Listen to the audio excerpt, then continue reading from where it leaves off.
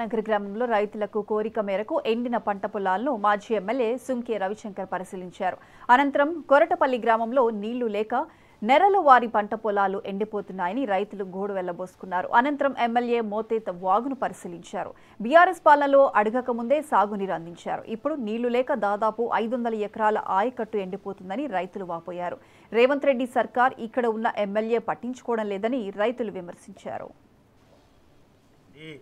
ఈ వాగు ద్వారా గతంలో ఈ వాగు మీద దాదాపు ఒక 5-6 చెక్ డ్యామ్లను కూడా నిర్మాణం చేసుకున్నాం. ఆరెండ కాలంలో కూడా రోని ఎండలలో కూడా మరి మోకాళ్ళ పై ఎత్తుగా నీళ్లు ఉండేటి.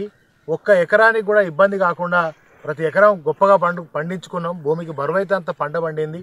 మేము కడుపు నిండా అన్నం తిన్నాం, కంటి నిండా నిద్రపోయినాం కేసీఆర్ గారి పాలనలో అని చెప్పి రైతులందరూ చెప్తా ఉన్నారు. కనుక మరి రేవంత్ రెడ్డి సర్కార్ని, అదేవిధంగా భారీ సాగునీటి ప్రాజెక్టు మంత్రి గారిని, స్థానిక ఎమ్మెల్యే గారిని నేను డిమాండ్ చేస్తా ఉన్నా.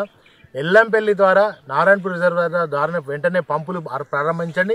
ఒకరోజు పంపు నడుస్తుంది, వారం రోజులు బంద్ ఉంటుంది.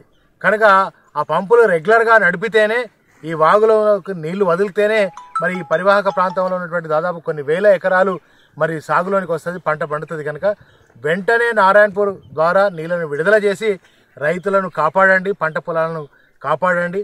మరి ఇవాళ పంటలు ఎండిపోతున్నాయంటే పట్టించుకునేటువంటి ప్రభుత్వం లేదు ఇవాళ తెలంగాణలో. మాకు నీళ్లు ఇంతకు ముందు 2 సంవత్సరాలు 3 సంవత్సరాలు బొడిగ శోభ గారు ఉన్నప్పుడు, రవిశంకర్ గారు ఉన్నప్పుడు మాకు నీళ్ళు వచ్చేది. ఇప్పుడు ప్రతి వాళ్ళు పైప్ వేసుకోమనుడు, దాన్ని మూసేసుడు, మమ్మల్ని నష్టపెట్టుడు, మేము తీసుకొని వచ్చుడు, వాళ్ళు మూసేసుడు. మేము రోజు ఆడవండాలా, మరి మా పిల్లల దగ్గర ఉండాలా? రైతు అనేవాడు ఏడు ఉండాలి, చేనుకాడ ఉంటాడు, రోజు చెరువు కాలనే ఉండాలి. మరి కామారెడ్డికి, సిరిసిల్లకు, వేములవాడకే కట్టుకుంటా అంటారు. అట్లా కూడా ఇస్తాం.